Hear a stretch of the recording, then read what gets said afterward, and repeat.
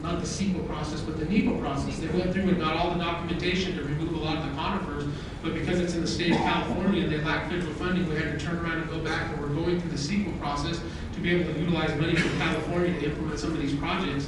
And it's almost like when you deal with these people, so many of these state agencies and people, and you guys can base it on your own judgment, you get involved in some of these agencies, people have built their entire careers around some of these projects, and you come in at the late date, and you're talking a whole different environment, you're talking about changes in the environment that have drastically reshaped the landscape, but people aren't willing to let go of some of these things because their entire careers are caught up in that. And that's the way you deal with corporate people in those federal, state, and local offices that believe that their career is more important than the actual protection of these resources. And you find yourself in a situation where you're continually trying to advocate and re-educate that the resource is more important than your career, more important than your prerogative, more important than the perspective of your agency. I'm not saying it always works or functions, but that's my rights, the role that I play as the chairman, to continue to educate these people. It was mentioned a second ago about the reintroduction of fire. There's a big attempt by the people in the Tahoe Basin to look back to our tribe, to try to identify some of those past practices and some of the resources that we utilize and the protection of those resources that tribal families have utilized throughout that basin for thousands of years. They want to reincorporate that. As it said, and I'm not sure how familiar you folks are with the actual history of the basin. The majority of that basin was logged out during the Comstock load up here in Virginia City, which is not too far from Reno. A lot of the trees and what you see there now are more recent, within the last century, because of the development, the greed. I mean, that's what it boils down to. I think the one thing I'll finish up with, in regards to water, it's a resource that people can't control, and yet they continue to try to do it. It flows, it goes, it does what it wants, it continues to go in any direction that it will. It's continued to function with or without control for a lot longer than any of us or our families have even been here. But it's still a continued attempt by people to try to control this one specific resource. There are multiple resources on the land that we use, whether they're traditionally or commercially nowadays.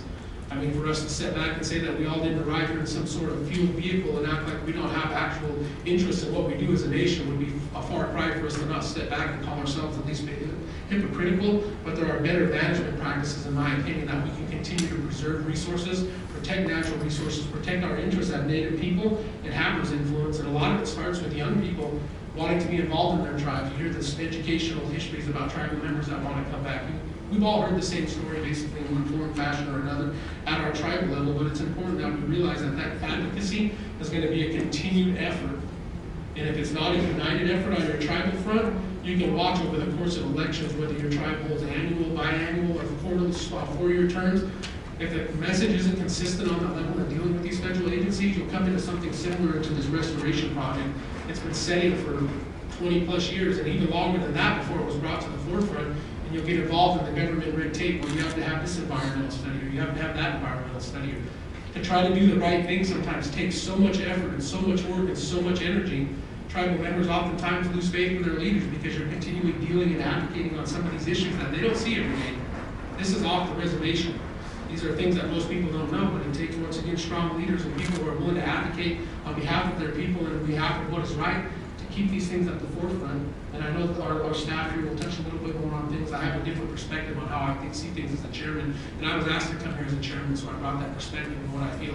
I didn't bring a PowerPoint. You can take it for what it's worth. I don't operate any business like that, but I'm sure the words that I've spoken, and most of you can understand, and you can hear where I'm coming from, but it begins to have it boils back down to the level of support that you have as a tribal leader, whether it be through your council or your people, and what their priorities are, and how you prioritize something when it's as serious in nature as, a restoration or protection of such a natural resource that people from throughout the world want to come and see that.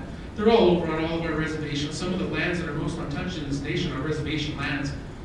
And it won't be too much longer that people, specifically our government, for what we're looking at, are going to come looking for the remainder of those resources that haven't been taken from our families.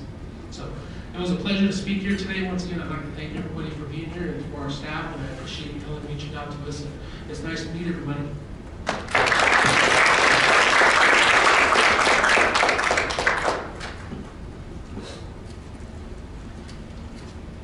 Thank you again, Neil. So this is why we're deviating a little bit from schedule, but Neil just did the perfect segue. Next, I'd like to invite KLP up here, who's actually working. He's a Washington tribal member.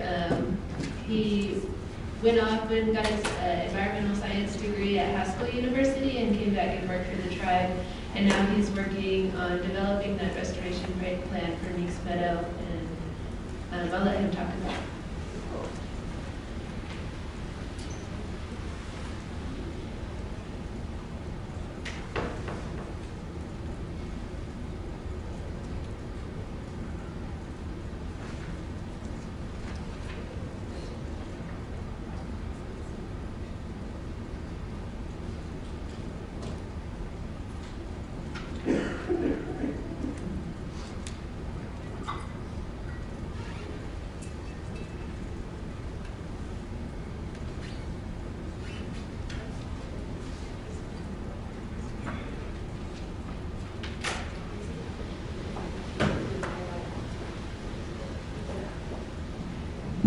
morning, everyone. Like Helen mentioned, I'm KLP. I'm an environmental specialist too with the Washoe Tribe's Environmental Department.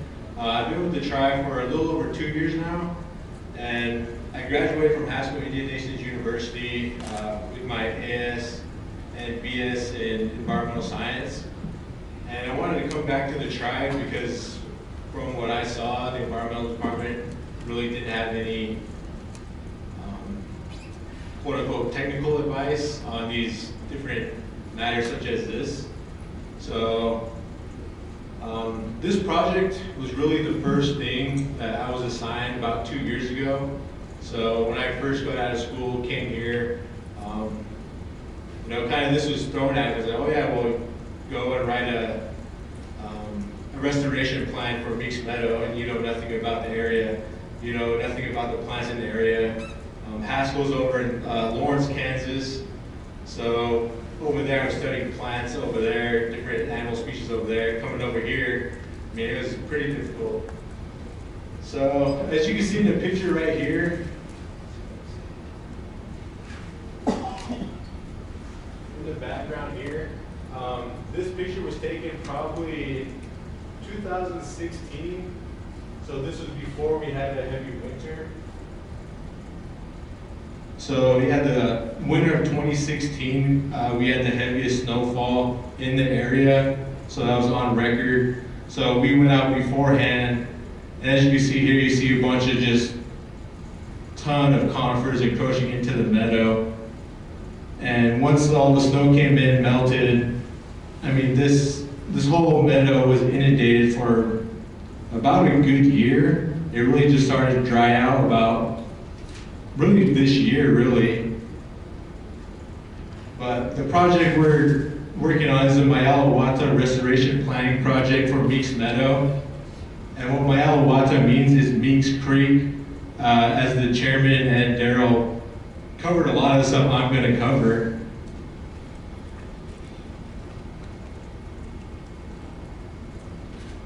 As you see, here's another picture. This was taken just on our last field day about 2 weeks ago.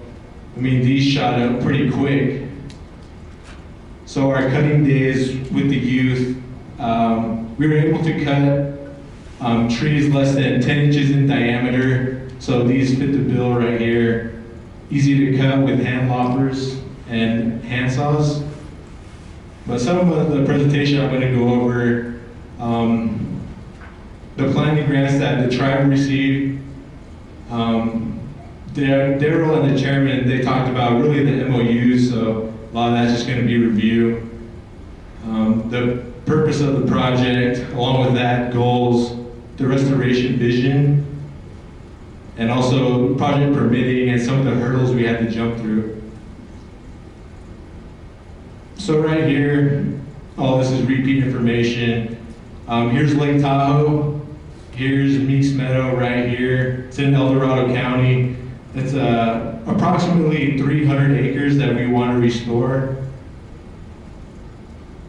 Now here's the aerial shot. I'm not sure when this photo was taken, but here's the whole Meeks Creek watershed. It extends way back there.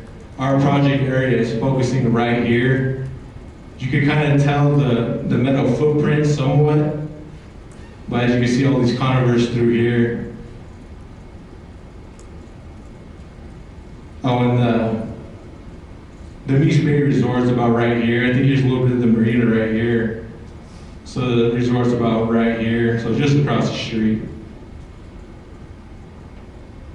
Then here I want to talk about our grants we got. We received 2 grants. One was from the state of California Proposition 1 funding, and that was through the California Tahoe Conservancy, and that was the largest of our grants. And we got another smaller grant through the U.S. Fish and Wildlife Service under a tribal wildlife grant. And our project partners, the U.S. Forest Service, I don't know if this is popping up, probably can't see it. But they really helped us with some of the technical side of this project. And to touch on this, the MOUs that the tribe had, It was between the Lake Tahoe Basin Management Unit and the tribe, signed by Juan Palma, former LTBMU forest supervisor, and the past chairman, Brian Wallace. And what this does is it established a government-to-government relationship, outlining protocols, different responsibilities of each party. And here's a pretty decent photo. As you can see, this person got cut out, but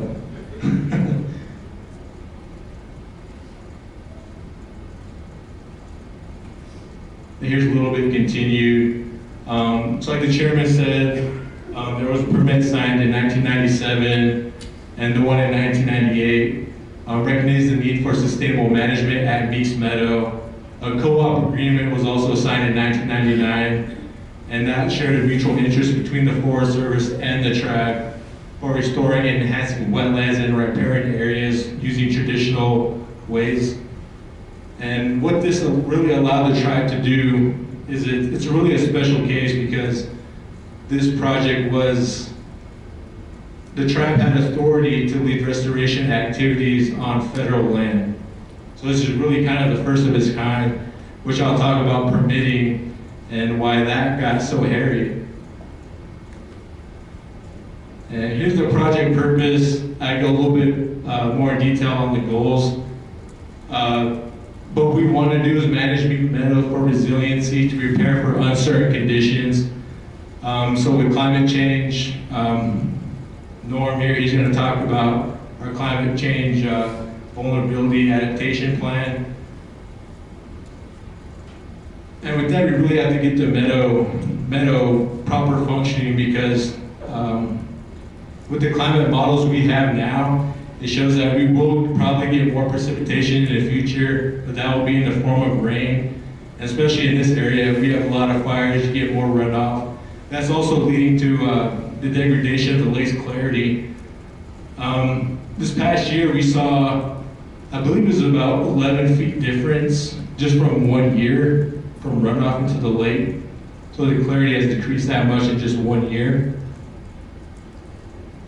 And like I said, we want to store approximately 300 acres of the meadow habitat. We want to do that through conifer removal. Then with that will increase the groundwater levels. And we want to increase the density and frequency of culturally significant plants to the Washoe tribe. And how we plan to measure that is pre and post implementation vegetation monitoring. Here's another, I just want to put this back in here just so you can see that's about 300 acres of project area. Then here in our cultural management plan, we really have 3 goals in it. Is to restore the meadow to functioning conditions, and we want to use pre-European contact as a reference. Number 2, we want to demonstrate the effectiveness of TEK in meadow restoration, and also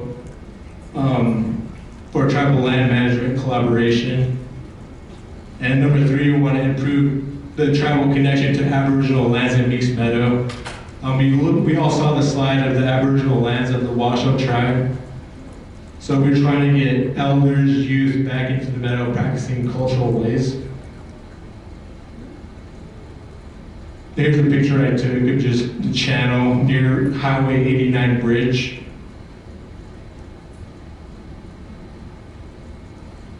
Then here's the restoration vision. I'm just going to read it straight off the slide.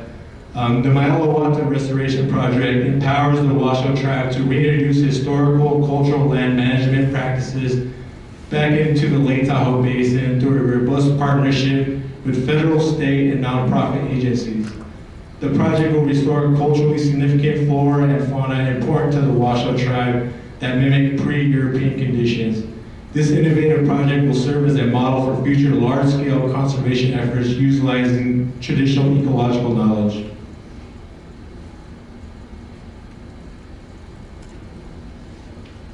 And here's our work plan that we developed right here: administration, kickoff meeting, vegetation management plan. That's what really I'm ahead of right now. So right now we met all these deadlines right now. The plan is basically almost finalized. It's just going out for review by different tribal departments and the Forest Service. Here's our monitoring plan. Well, that's in check. That's good. Then this leads into the CEQA compliance and the permitting. I mean, this is where things got really crazy. We've been at a standstill for a while with this on this project, just because it is a special circumstance with the tribe having management activities on Forest Service land. Then here the chairman touched on the NEPA. The NEPA was already completed in about 2012 by the Forest Service, so all that was completed. What wasn't completed though was the CEQA, the California Environmental Quality Act. So we received Prop 1 funding, and with that, to receive any more additional funding for implementation, we need the complete CEQA documentation. Then what was holding that up was the lead agency. Like, we want to collaborate with all these different state agencies. But like the chairman said, I mean, people are set in their ways where you try to come up and say something and you kind of get the runaround from everyone. Then the Sierra Nevada Yellow Lake Frog, that was also a requirement from CEQA, just because when the NEPA was done, the Sierra Nevada Yellow Lake Frog was not on the endangered species list. So we had to, the Forest Service already did one survey on it. So we had to go back and do 2 more surveys to meet CEQA compliance. So our contractors and WEPD, we went out and did the surveys. We saw no frogs out in the meadow, so that was pretty breezy. Check off the box. Then right here is just a little CEQA process flow chart.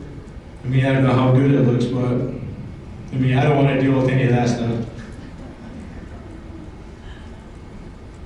Then here's our first goal: restore meadow to functioning condition. We want to reduce conifer density and cover. And once you cut out the conifers, the groundwater is going to instantly raise. We want to increase the size of the mixed riparian, scrub, wet meadow, dry meadow communities, and all those communities, I think I mentioned down here, are the 10 culturally significant plant species that we chose. They're all in those habitat areas. Then here we want to prevent the introduction and spread of invasive plants. We have one of our staff members, he's our noxious weed specialist. He goes out there every year and does a survey for any invasive weeds. He hasn't found any in the meadow, but there's some on Highway 89. So Lake Tahoe is so strict where you can't spray any type of chemicals around Lake Tahoe without going through all kinds of different processes, so you have to hand thin. Then here's our culturally significant vegetation list. We talked to different tribal departments on input of what plants to pick. So right here, there's about 10 species, but altogether there's probably 17. Because right here we have some salix species, so willow species. There's about 4 different species within that. The same with wild onion. We have 2 species in that. So in about middle of August, late August, me and another staff member, Darwin Holian, we went out to do vegetation monitoring with our contractors, Cardno. And we never did vegetation monitoring before, so we picked it up pretty fast. So we found pretty much all these species here and all these different community types. Here's the community types right here. Here's the Washoe name, common name, scientific. And what was really hard to do with this was when you're doing plant IDs, you can't use the common names. So it's like, oh, well, where's wild onion? It's like, oh, well, we can't say that, or where's the salix species or something. Because that way, it's just really dangerous. You know, it's like, oh, here's like a coyote willow or something. So that way I can't do that, you know, it's just too risky. Then here, like I said, here's the meadow vegetation community types that all these were found in. And here's a list, a map area of all these different zones. So here's a mixed conifer forest, a mixed con dry meadow, mixed riparian dry meadow. So you just using this is a good indicator. I mean, you just look at this and you can see pretty much where those plants will be. And here I have a lot of pictures. Here's just us out doing the vegetation monitoring. We had to follow a set of protocols. This is about a meter by meter plot we did. These little tape marks are about, well, how they do it's about, if you could fit like all the plant in there, it's like 4% cover, so you do it by 100%. So like say, in here, I don't know how many species of grass there are. There's probably wild strawberry under there. So say there's probably strawberry in there. So what you want to do with this is you want to gather all of them into, just imagine gathering all of them into one corner. So say you see some interspersed in here. So just imagine like all in this corner. So say that'd be like 4% cover for strawberry. Then here's our meter tape. How you do this is you run out in 3 directions. And where you decide to stop is where you hit another community type. So right here is probably, I would say mixed scrub. Then over here is a different community type. And it goes the same for all 3 directions. Some more contrasting. Here's a dry habitat, very little vegetation in there.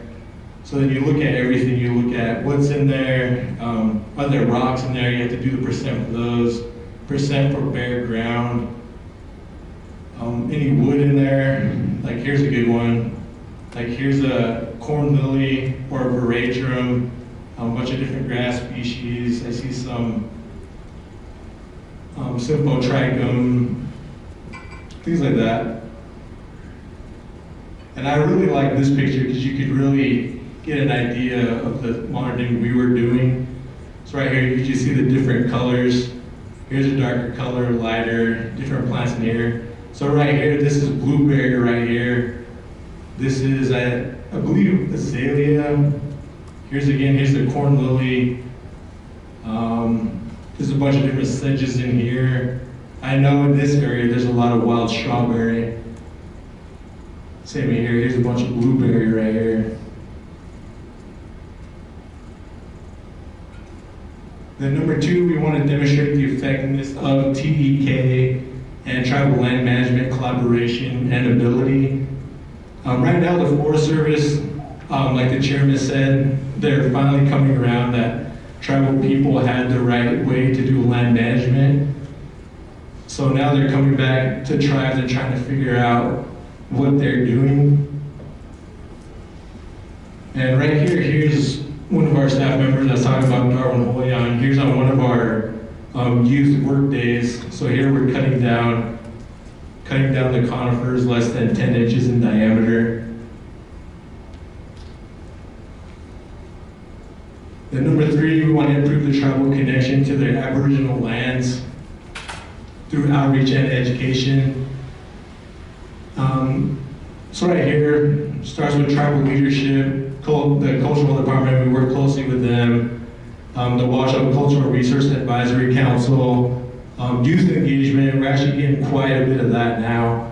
Like I said, about 2 weeks ago, we had a cutting day, and just this coming Monday, we have another lodgepole cutting day with, I believe, a group of, I think a group from Hawaii is coming in.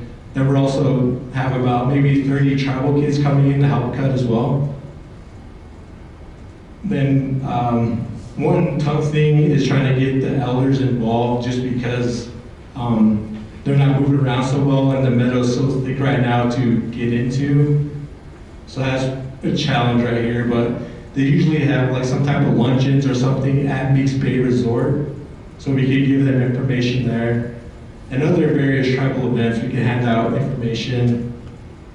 And one thing, the groups were a huge help in ensuring this project will be successful. One way to get buy-in from different groups and these kids is just to tell them, yeah, I mean, this project is really the first of its kind, like really in the country. Writing the cultural management plan was pretty hard because we had nothing to go off of.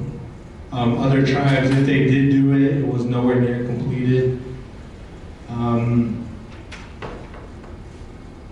Yeah, and just tell the kids, I mean, you're the first to do boots on the ground work here. And maybe, hopefully within a few years, they can see all their work with the meadow being cleared out. Some photos. And these are kids, these are non-tribal kids.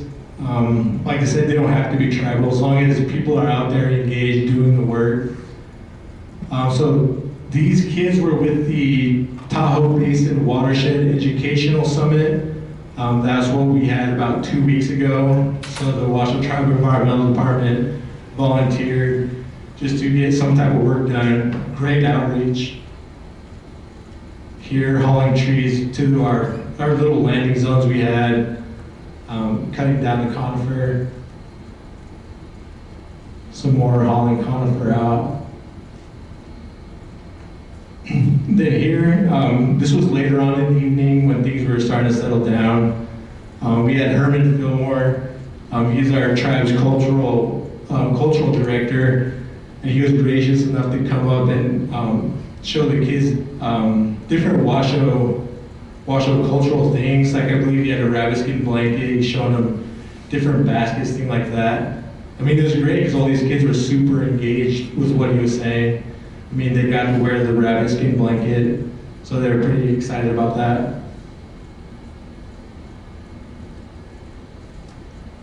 Then right now, our planning grants are starting to wrap up now. Like I said, we're in the final stages. It's just going to be out for review.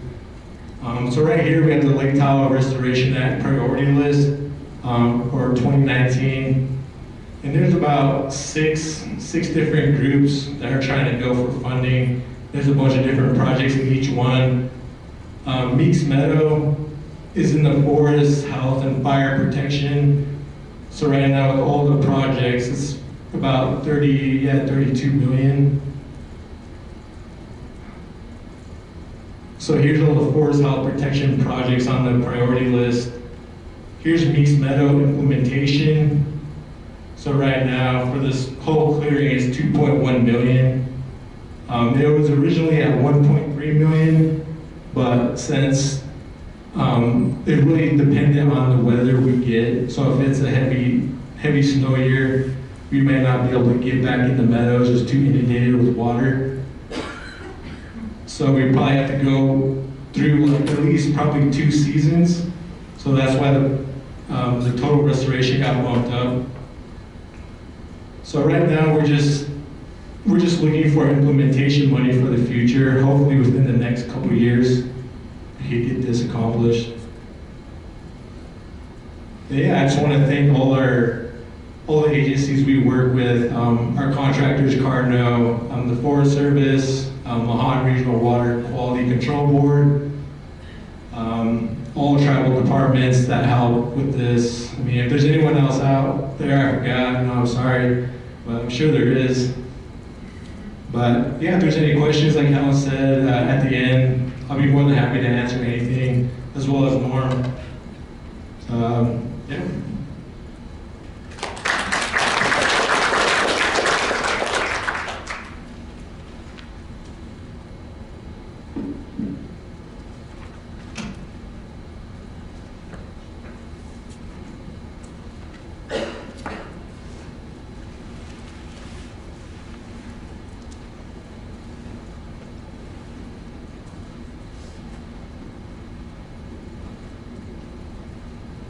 Okay, so we have 2 more speakers. We have Norm Harry, who's a member of the Pyramid Lake Paiute Tribe, and he's currently the Washoe Tribe's Environmental Protection Department Director. And he's going to be talking a little bit about the climate change adaptation project, because this focus of this conference, or this summit is supposed to be on climate change, and so he's talking a little bit about the tribe's direction in that, and then we'll finish off with Jolie. She'll finish the session on growth. Thank you, Helen.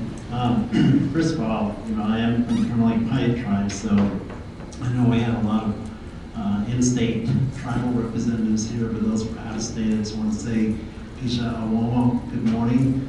Nuteatu Katuda Minani. My traditional name is Teatu Katudu, which translates to one who is sitting at the highest point.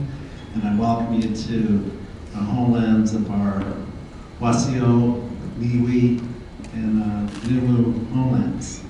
I've been with the tribe for a little over three and a half years now as an environmental director, but my background goes back to the mid-'80s, and actually the mid-'90s of being the tribal chairman for the Turtle Lake Paiute tribe. So during those years, I was actually heavily involved with the water rights negotiating settlement for the Truckee River. And as was indicated with our keynote speaker this morning, and re-emphasized here with the staff and the leadership of the Washoe tribe, it's important to really start developing those working relationships with the agencies and get everything accomplished. And as a result of working with the Forest Service, when I first came on board, and that's one of the first meetings I had, they told me what they had been working on for the past 20 years. So again, they completed the NEPA, so on and so forth. So, and then we were able to get in contact in the meetings regarding the Prop 1 fundings that were specific to California, but because we have the community of Woodford on the Alpine County side of California, that made us eligible for funding for the Meeks Meadow project. This project here was the result of funding from the BIA. And so, in talking with Helen, we thought it'd be really important because this really is the basis that every tribe really should be addressing right now. We've seen changes within the climate, temperatures rising, all these different effects that I'm going to be addressing will now suddenly hit home. Because people say, well, what's a degree or two? What difference does it make? Well, I tell people 1 degree could either mean a solid or a liquid. Something can freeze. But as I go through the process, I think you'll understand why it was very important for us to start developing the planning.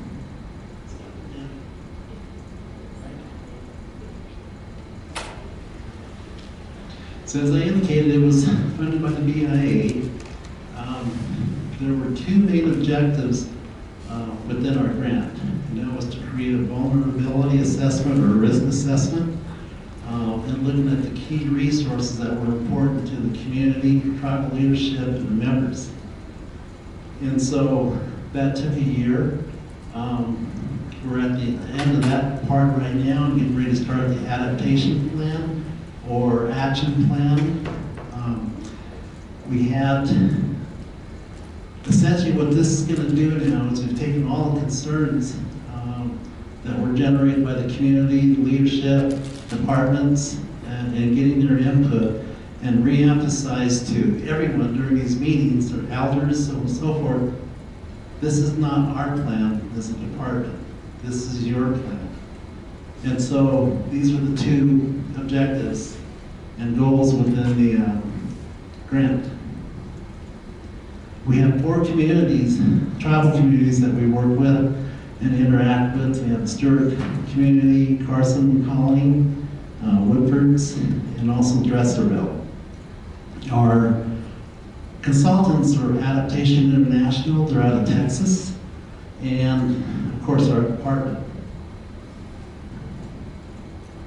So right now our tribal offices are within Douglas County, but this slide was used just to represent the basic area that we're looking at and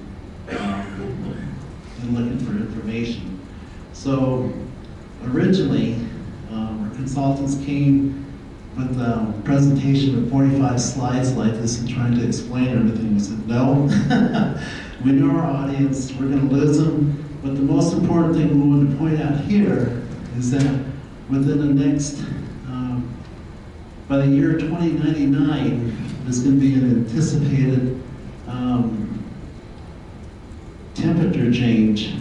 And when you're looking at the mean, you can see it on the graph, it's already starting to go up. But between 61 and 1990, average temperature was 74.2 degrees. And what they anticipate from 2070 to 2099 is 82 degrees. So that's substantial. Also, when it comes to precipitation, average mean from 1961 to 1990 was 18.7 inches. Now, projected from 2070 to 2099 is 23.5. So that means more water, more rains. So when we start looking at the risks and vulnerabilities, these were some of the topics that came up and were actually acknowledged by our community members, department heads, so on and so forth. So mostly noted were the increased heat, extended droughts, more extreme thunderstorms, changes in the timing for snow and rain. Used to be October, you'd start getting the snowfalls and all. Now it's not until January. Reduced snowpack, which is going to impact water delivery, longer growing seasons. So what do? You know, you got X amount of water usage under your decreed water rights, but you may have another extra month or two of growing seasons, you may not be able to have the water. Not only that, but due to the drought, increased risk of wildfire, that's been clearly demonstrated over the past couple of years. Pest infestations, changes in native plants, animal species, increases local air quality. This past summer, because of the fires in California, the winds were coming right over the top of the Sierra, coming right into Douglas County and Gardnerville. Well, the air quality index for us in those areas exceeded 400. And you can just feel the heaviness. And Chairman, on a couple of occasions, had to authorize administrative leave for our staff because we couldn't put them in that unhealthy situation. Of course, decreases in water quality. This slide here, we thought was important to include because essentially this was the 4 seasons and the activities that took place around Lake Tahoe, the winter camps, southern valleys, and spring migration camps for our Washington people. So I'm going to talk a little bit about the impacts to our natural resources. This is going to be focused on water resources here. We've got Cobo Hot Springs. But when you're looking at the surface water, there's, of course, greater uncertainties with traditional seasons of the availability, amount, duration of water. So we got X amount of months to irrigate our lands. We've taken a positive initiative at the direction of the chairman of trying to change where the casino land is located and then have the most senior water rights on that piece of property. So what we're doing now is going through a water rights transfer to put those senior water rights upstream on other fields and take those lesser water rights to put it back on the casino property. Again, groundwater, we've been monitoring this, at least our utility department has, but we're getting data and keeping tabs on that data because it's not only affecting our water resources, but there's other communities that are nearby that are probably operating off the same aquifers. Of course, wetlands, springs, the hotter the temperature, you're going to get more algae blooms, and I think in our case right now, this past summer, they were probably at toxic levels. plants and animals. Talking with elders, they used to be able to fish the Carson River for trout. Now that we've got effluent coming down, we've got a surface water that's impacted by a Superfund site. Indications are the standards are at the thresholds of not being met. But it's affected our pilots. Same thing with fires. Huge areas. So we're looking at ways and how we can look at restoring some of these areas as well too. That becomes part of the adaptation plan. With forests and rangelands, got increased fires, impacts the pilots, ranching operations, and again, adaptation. What are we going to do if we don't have the water for that extended period of time? And right now we're raising alfalfa, which is probably the most intensive water usage crop. We've got to start looking at ways of diversifying and trying to find other types of crops that are going to be more drought resistant and without an economic loss. Of course, as a result of fires, we had a couple this past last year, and again, some this year, but you can see the devastation that it leaves. So with the Clear Creek Channel and other behind Carson, this is what happens. You've got a lot of erosion. You've got erosion on the river. It's going to require restoration efforts. And so we're still working on addressing that as part of the restoration plan. Flooding was major over the past couple of years. One of the tribal roads, of course, is right at the end of a creek, and where it enters into the alluvial fan, has been severely damaged. And so these are the things that also we'll have to take a look at addressing.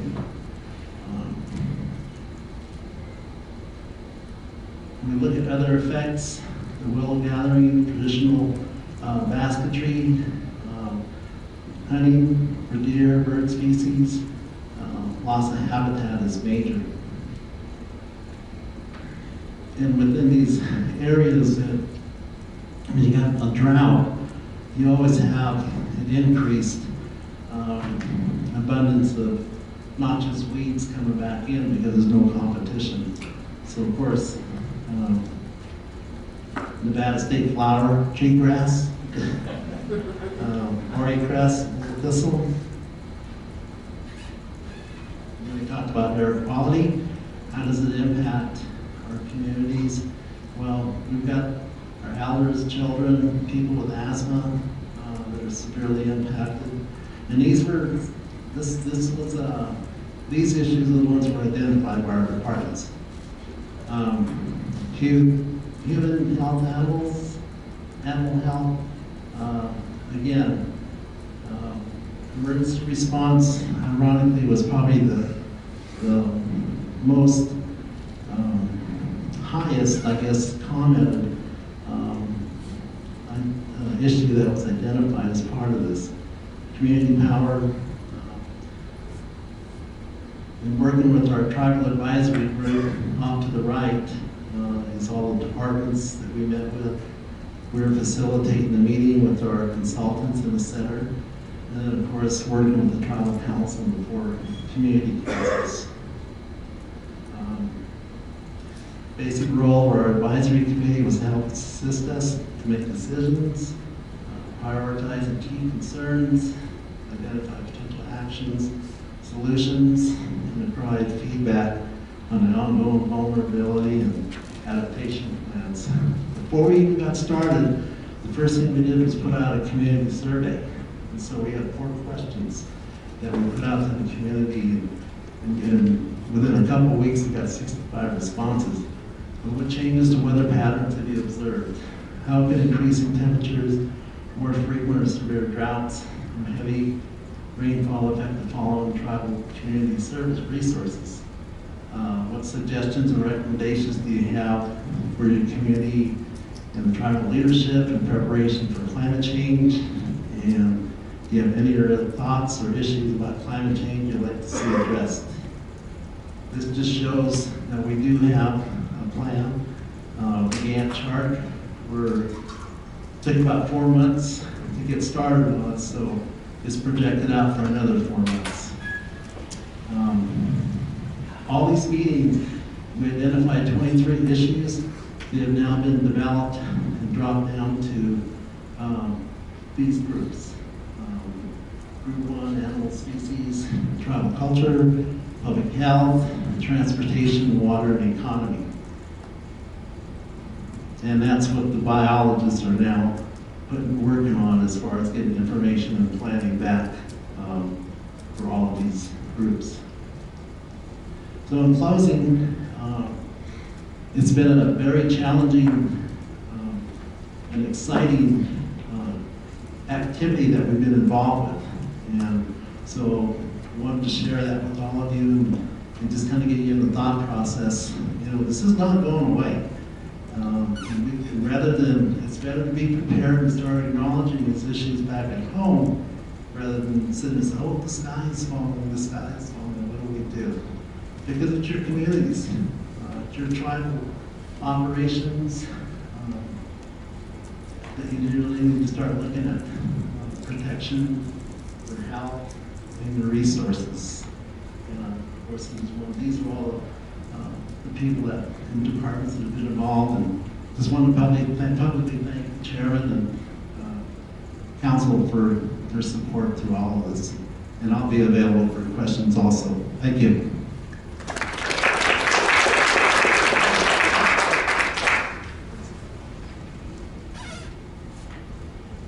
So at this moment, I'd like to welcome Jolie Varela up here. She's a citizen of the Tule River Yoka and Paiute tribes, and she's the founder of Indigenous Women Hike. I think she's gonna share. She's got a couple of different things she wants to share with us. And why I invited her to speak here is because her organization.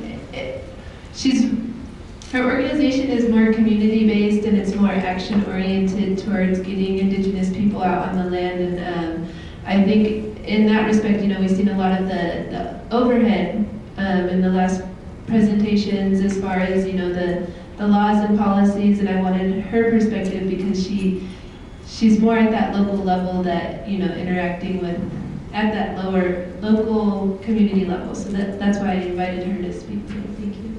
Thank you, Ellen. Manahun Salahusu, Jolie Varela, Inania, Numanu, Yesh, Tule River Yokat, Paihupuwe, Paiuhunadu, Ye, Ibia, Tony Spoonhunter, Imua, Anita Spoonhunter, Saunamati Nu. Hello, my name is Jolie Varela. I come from the place of flowing water. I am Numu. My mother is Tony Spoonhunter and my grandmother is Anita Spoonhunter, and I'm the founder of Indigenous Women Hike. I just want to say I'm really grateful to be among all of you today. I want to acknowledge the first people of these lands, the Numu and the Washoe, and I want to start off was, how can outdoor companies benefit from relationships with tribes? And this question to me was just so ridiculous because they don't need to benefit anymore. As you know, I felt like it was my responsibility to say that the outdoor industry is a $373 billion industry that has profited from the genocide and removal of indigenous people. And they don't need to profit from us anymore.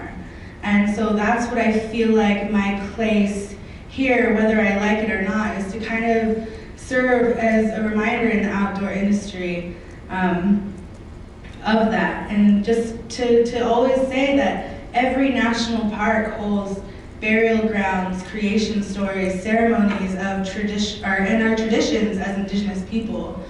And I always want to be in that space to be a reminder of that.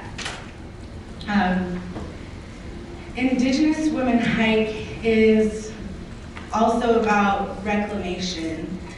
And people come from all over the world to recreate in Payahunadu and in our mountains. And with little idea of the history, they don't know that our people are still there. And we have one of the most famous trails in the world running through our ancestral territory, and it's now known as the John Muir Trail. People come from all over to hike this trail, but these trails pre-exist John Muir. Our people have been traveling them, as well as other tribes have been traveling them for thousands of years. There are ancestral trade routes, and this idea that John Muir just came and started hiking and created these trails is ridiculous, and we know the real history. So it was really important for us to travel without permits under the American Indian Religious Freedom Act of 1978 to bring that education to the trail, and to say that our people have been a part of this land for thousands of years, and we don't need a piece of paper to be allowed to move with the trail and on lands that our people have been a part of. And just the preparation and getting ready, and so we decided that we would no longer call the trail the John Muir Trail. It is now the Numupoyo, which it means the People's Road or the People's Trail. And we need to continue this movement of reclaiming our place names, and place names that are specific and uniquely tied to our lands. We shouldn't recognize them by our forced colonial names. We have this mountain in Payahunadu called Winneba, but it's now known as Mount Tom. Winneba means standing tall, and I feel like it's much more beautiful. And then Payahunadu is known as Owens Valley, but Richard Owens never even stepped foot in that valley. So I will call it Payahunadu, which means the place of flowing water. So we moved along the trail, and there were all of these passes and summits and lakes with these names, like Squaw Lake. And so whether it's symbolic or not, we took the time to sit and to feel what we should rename that lake. And that lake turned from Squaw Lake to Numuhuhupi or Numumagotni. And then John Muir Pass became First Peoples Pass. And then Glen Pass, which was a really, really hard pass. I think the pass was 13,200 feet, and that was really difficult. So we named that Miotijua, which means keep on going. So just reclaiming our place names, and if we don't know them, then do our best to give them a name that gives that place justice. Let's see. As Indigenous women, this journey is also about reclamation of our bodies and of who we are as Indigenous women, and being able to move on that trail together as Indigenous women was one of the most powerful things I've ever been able to be a part of in my life, and I'm really grateful for all of the really amazing women that moved with me on that trail, like Autumn Harry, who is the day after this hike, she started her master's program at UNR. We had Amra Keller, who teaches our Numuyaraha, she teaches our Paiute language.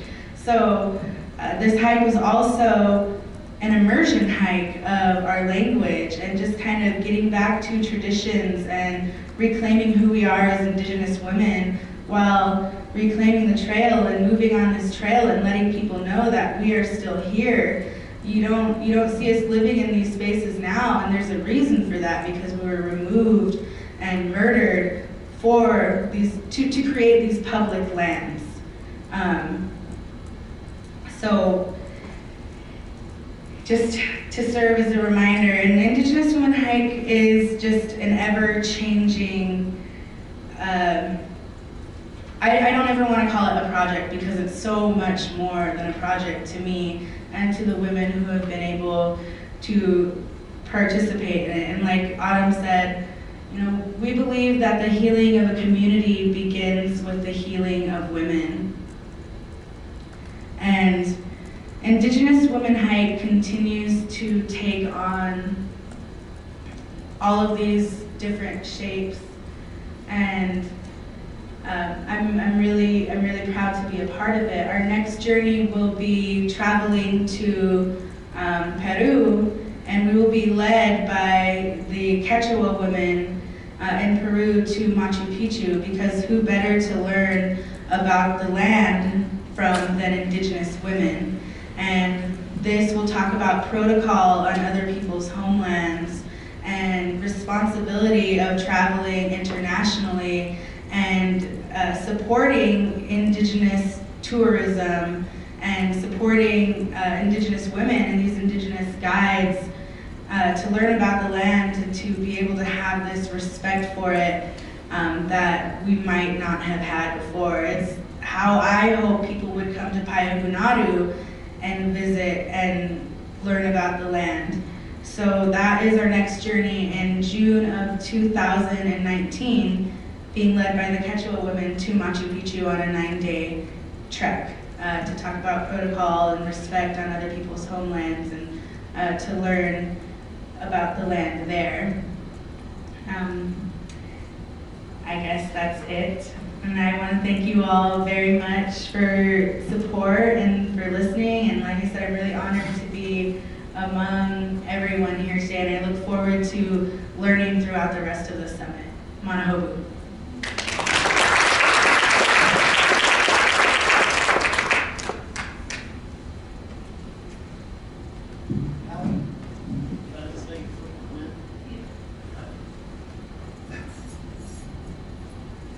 Jolie didn't mention this, but every one of those ladies are carrying 50 to 60 pounds on their backpack and they went 200 miles. I mean, that's just amazing. We get a round of applause for all our speakers again. And at this moment, I want to open it up for questions for the audience. I think that all of our speakers brought up some pretty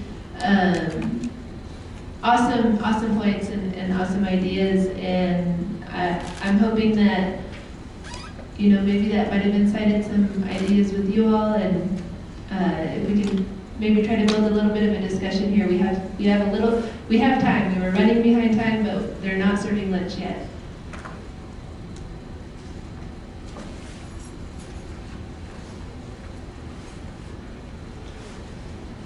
Thank you. This was a really great discussion. I was just wondering who or how the initial lawsuit got started to start this whole process.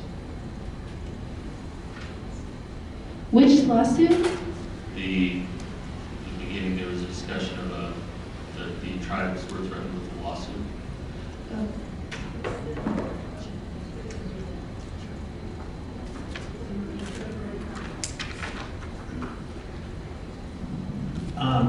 From what my understanding is, there were, it began with the boat operator operating the marina. And so it was a separate company, an individual, but the tribe still had to maintain, well, let me back up. It wasn't the tribe, the operator still had to maintain the water quality standards of the state of California. And so by those violations, we got the tribe involved because they were under this agreement, you know, to manage Meeks Bay.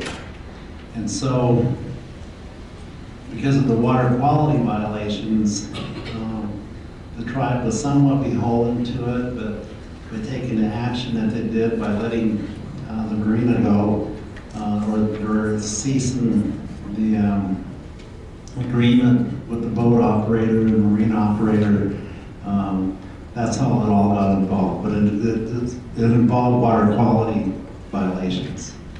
That's how everything got started. And so right now, from what Chairman was telling me, they've got a new environmental impact statement, or maybe just an environmental assessment on how they're going to manage that area, that it still seems to give that appearance that those that want the marina are still the ones that have the money. And so they want to try to keep it like a private type setting. So that, I guess that's just the way we'll see how everything all unfolds from that. Yeah, we'll just have to wait and see. But it was a water violation of water quality standards. Any other questions? And Daryl's still here too to field questions. He was hiding in the bed. Daryl, did I answer that right? What's that? They talked about how the lawsuit came about, and I think it was with the marina and the violation of water quality standards.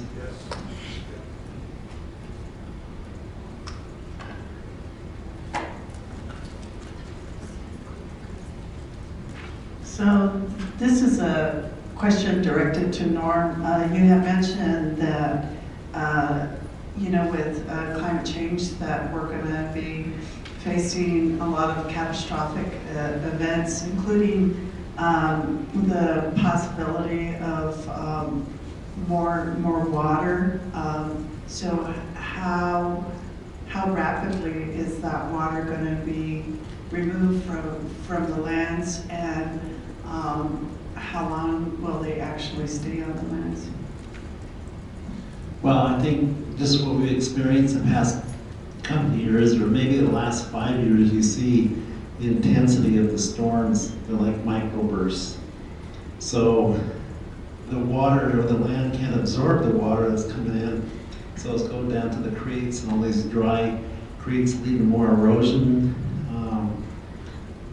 I think some of it's being recaptured within the groundwater, and then a lot of it's probably just making its way down to the major drainages and going again back out of the basin, depending on the structure of the soil type.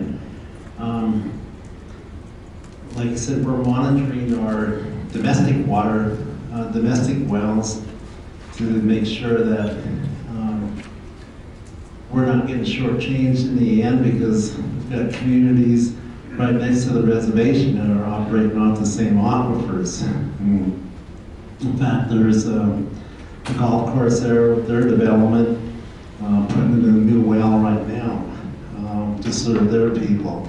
So we have to work with our utility department and to make sure that we are really monitoring these areas. So if there are impacts, and that's something the tribe will have to address with the surrounding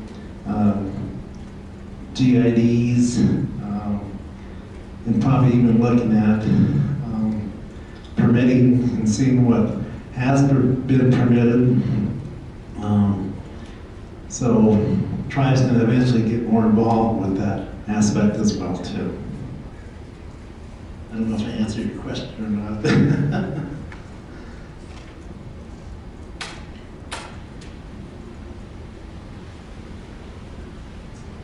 My question is for Kale, actually.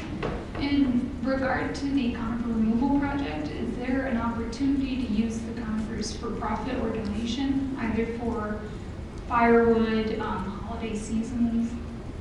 Yeah, there were talks about that, it's really what the tribe wants to do, because in the Tahoe Basin, they have an issue where with their fuels reductions, they have nowhere to take their fuel, so they're trying to see if anyone wants to take it. Say with this project, we have a ton of conifers.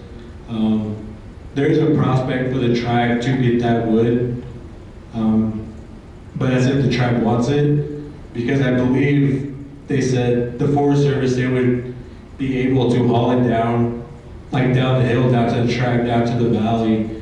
But it's really up to the tribe if they want the wood. I mean, I don't see why not. But yeah, the Forest Service, they always want to get rid of their fuels because they just have nowhere to put it. I'll just add a keynote or a note to that. We did get a proposition from the Forest Service just a couple of weeks ago, and their offer was to offer the tribe a free wood permit. And so I asked, well, are there specific areas? And he said, no, it's within the entire basin, because with their fuel reduction project, they go through and cut, trees all throughout that basin to prevent all of that understory and the event of a wildfire. So my anticipation is, I don't know if the chairman has signed a permit, and that should have been done last week, but of course we're going to try to go a little bit further and see if we can work with the Forest Service to be able to have tribal members go up as well. So we'll come in those initial discussion stages regarding fuel wood. Are there any other questions? So I think we're out of time. I just got the notification. But please, please, please fill out the evaluation form that we handed out at the beginning of the session. And then when you're done with that, just leave it on the table and we'll pick it up. I want to thank you all for coming to our session, and thank you to our speakers. I think you showed really good insight about what tribal members can do at a lot of different levels, from a community level, from an organizational level, from a working level, and then also at the tribal government side too. And so I hope that this might have created some ideas among our participants. And please provide your feedback so that we can tailor the summit better next year. Thank you.